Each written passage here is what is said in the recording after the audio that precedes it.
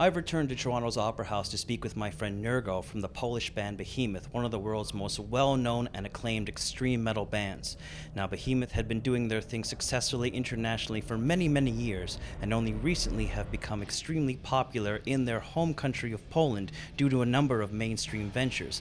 Now, Nergal himself was knocked out for a couple of years due to his battle with leukemia. He's back, he's strong and healthy, with a brand new album, The Satanist, and I'm here to talk to him about his increased popularity at home, the new album, and his current headlining slot on the Metal Alliance tour. I thought the virgin's gone, pouring forth the snake. I witnessed tribes of All right, I'm here backstage at the Opera House with my good friend Nergal from Behemoth. He's got a little pre-show feeling going, and he's very excited. And it's been a while since I've seen you. How are you feeling tonight? Great, excited, pumped. The last time we got to talk was around 2009. The main thing that I wanted to talk to you about was you made a statement to me at the time that, due to, even though you're internationally popular, you weren't very popular at home. And that's what you said, at the time compared to everywhere else. So my question is, what happened? How did that catch on in a place where they, often, they seem to, you seem to get a little bit oppressed and misunderstood? I saw a Polish chat show where the guy is just really trying very hard to figure you out, from a few years ago. So what happened that sort of, changed the way that you're perceived at home? Well, I did some projects that were mainstream. So that gave me some extra recognition, and I was also dating a famous Polish pop star. I think that really had something to do with it. Yeah. So, from one day to another, your face is pretty much all over the place, in all the mainstream media and tabloids and stuff, The thing that makes me that seems incredible about that to me is that the music of Behemoth, and I was speaking about this with Eric from Watain in a similar way. No matter how much you've become embraced, the music has not changed drastically, and you. Especially on the last record, it went even more radical than the previous one. So it's, the paradox is it's on one hand it's more radical, and on the other hand it's more accessible, but still very extreme and radical. You know what I mean? You think that it remains more accessible than other bands? I like Watain, perhaps, that you still are able to draw in new people constantly without having to modify it in a mainstream way, regardless of your personal exposure.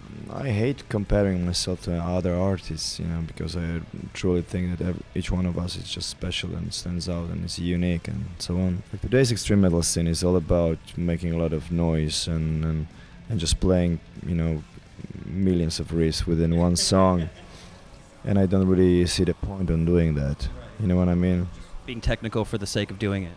To me, it's masturbation. It's dull. It's boring. It's flat in the end of the day. When you listen to this kind of records, it doesn't do to me at all. I grew up on listening to extreme metal bands like Slayer, even Blasphemy, Behemoth, the biggest, the most extreme bands.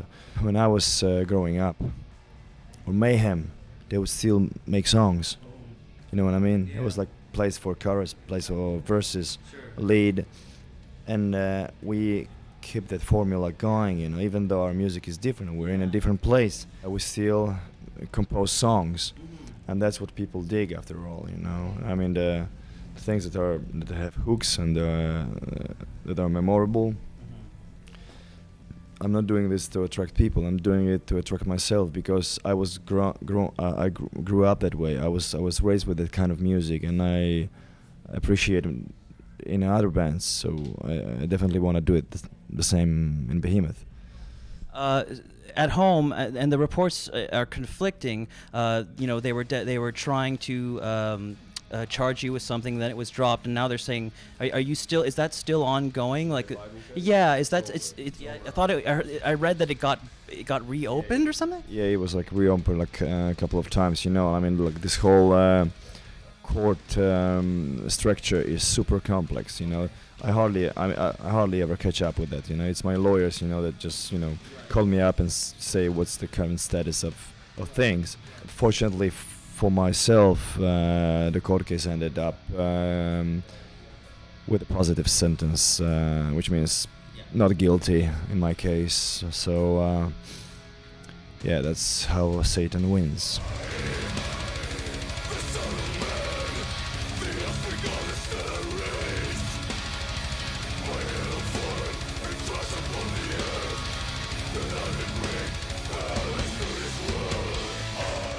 because of your convalescence, you have different people. People get emotionally attached to music, and when something comes up where the band, goes away for a while, it becomes this other attachment. And when you come back, people are expressing themselves in a different way where they feel closer to you and almost more grateful. And I always feel like this must be a little bit weird and a little bit, you just want to sort of do your thing, but people really are now placing this whole new importance on you. Did you notice that when you returned, or?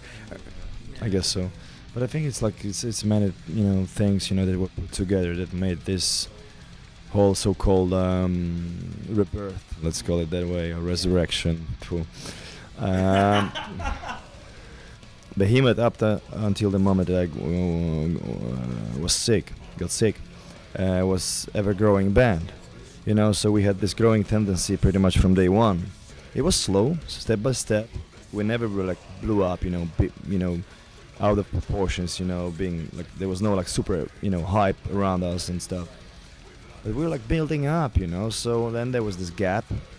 We could have guessed how we, would end, but it ended up well, and fingers crossed for great health in the future. But there was this gap, and I think it was combination of the fact that we were still keep on improving and growing, and the band was getting more and more recognition and following worldwide. Right.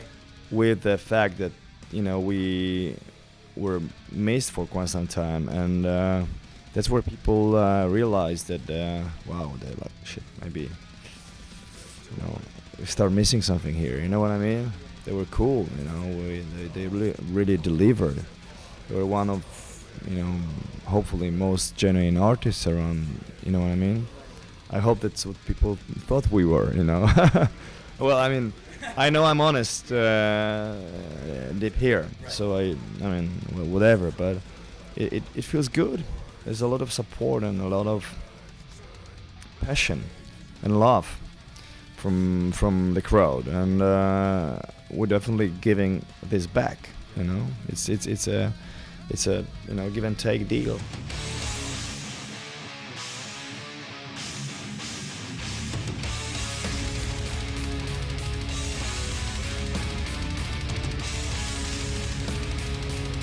With everything that you've been through, and people trying to push you, religious people trying to push you in a certain way back home, and then be recovering from the illness that you were experiencing, and with this new album, calling it The Satanist, and it seems a very strong yet simple point that you're trying to make. Has your perception on the metaphors that you use when you talk about Satan and things like that, has that changed in those intervening years? Did your time change you in any way, the way you perceive it?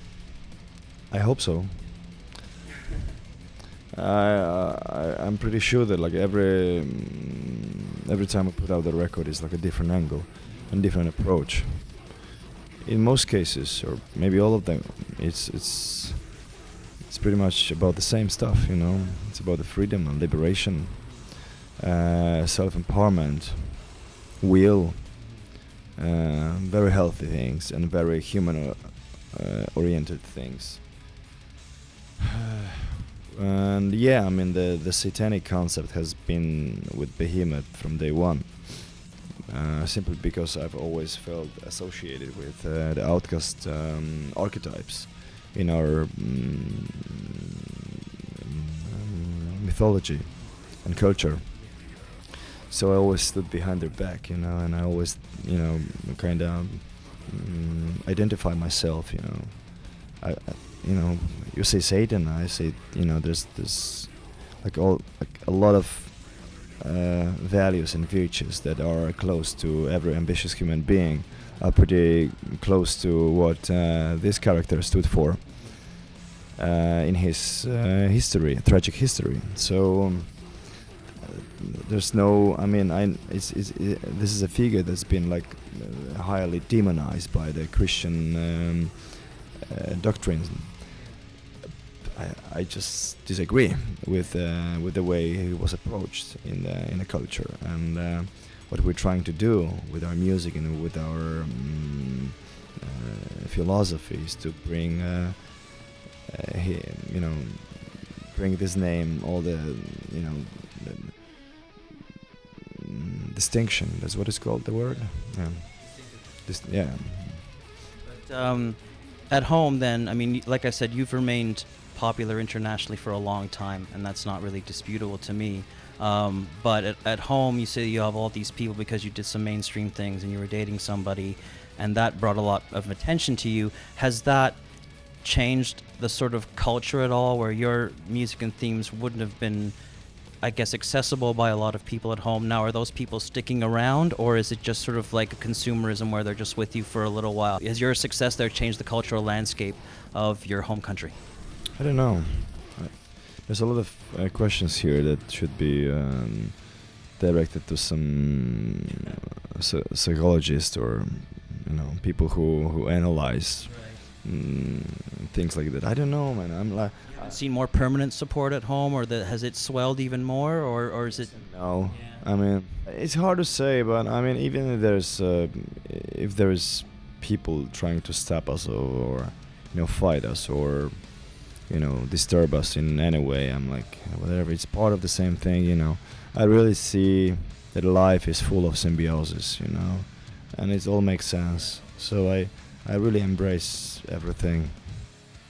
I know that you always are writing music when you're on the road. At least you have in the last 2 times we spoke. This album is going out in 50 million different directions.